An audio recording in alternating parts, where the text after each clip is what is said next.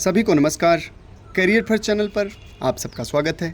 Dictation लिखने के लिए तैयार रहें। Ready start.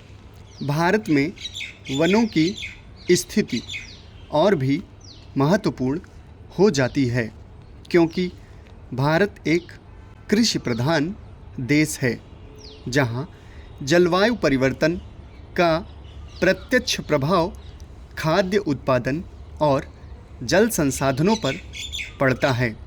भारत सरकार ने कई वन संरक्षण योजनाएं लागू की हैं, जैसे कि राष्ट्रीय वन नीति तथा अमेजन वन संरक्षण जैसी वैश्विक पहल जो वनों के महत्व को रेखांकित करती हैं। वनोन्मूलन तथा इसके प्रभाव के रूप में मरुस्थलीकरण, रेगिस्तान बनने की प्रक्रिया एक गंभीर पर्यावरणीय संकट बन चुका है। यह प्रक्रिया, जिसे मरुस्थलीकरण कहा जाता है, उन क्षेत्रों में होती है जहां वन कटाव, कृषि की अधिकता और जल संसाधनों का अनुचित उपयोग के कारण वनोन्मूलन हुआ है। संयुक्त राष्ट्र के अनुसार विश्व में लगभग 2 अरब हेक्टेयर भूमि मरुस्थलीकरण से प्रभावित है। भारत में राजस्थान का थार रेगिस्तान इसका प्रमुख उदाहरण है। अत्यधिक वनोन्मूलन, पशुचारण और जलवायु परिवर्तन ने इस क्षेत्र को और भी शुष्क बना दिया है। रेगिस्तान के विस्तार से न केवल पारिस्थितिकी तंत्र प्रभावित होता है, बल्कि यह मानव जीवन, कृषि और जल संसाधनों पर भी गहरा प्रभाव डालता है। वनों के संरक्षण के लिए विश्व स्तर पर कई प्रयास किए जा रहे हैं। भारत ने भी वन संरक्षण के लिए कई महत्वपूर्ण कदम उठाए हैं। राष्ट्रीय वन नीति का उद्देश्य वन क्षेत्र को बढ़ाकर 33% तक करना है। इसके अलावा वन अधिनियम 1980 के तहत वनों की अवैध कटाई को रोकने के लिए कड़े नियम बनाए गए हैं।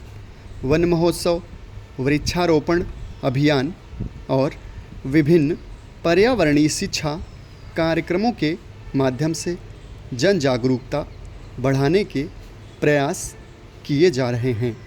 इसके अलावा संयुक्त राष्ट्र के रेड प्लस कार्यक्रम के तहत विकासशील देशों को वन संरक्षण के लिए वित्तीय सहायता प्रदान की जा रही है।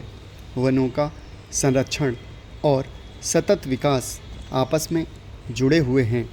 सतत विकास का अर्थ है ऐसे विकास को अपनाना जो आने वाली पीढ़ियों की आवश्यकताओं को ध्यान में रखे बिना वर्तमान संसाधनों का उपयोग किए बिना सतत विकास लक्ष्यों में जलवायु कार्रवाई और पारिस्थितिक तंत्र का संरक्षण प्रमुख रूप से शामिल हैं।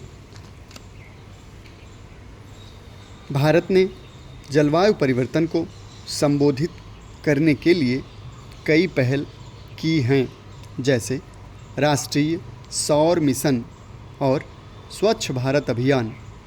ये पहलें न केवल पर्यावरण संरक्षण के लिए महत्वपूर्ण हैं, बल्कि सतत विकास की दिशा में भी योगदान देती हैं। वन सभ्यताओं से पहले आते हैं और रेगिस्तान उनके बाद आते हैं। एक गंभीर चेतावनी है जो मानवता को प्राकृतिक संसाधनों के सतत उपयोग की आवश्यकता इंगित करती है। इतिहास इस तथ्य का साक्षी रहा है कि जो सभ्यताएं अपने पर्यावरण का संरक्षण नहीं करती वे अंततः विनाश की ओर बढ़ती हैं। समाप्त।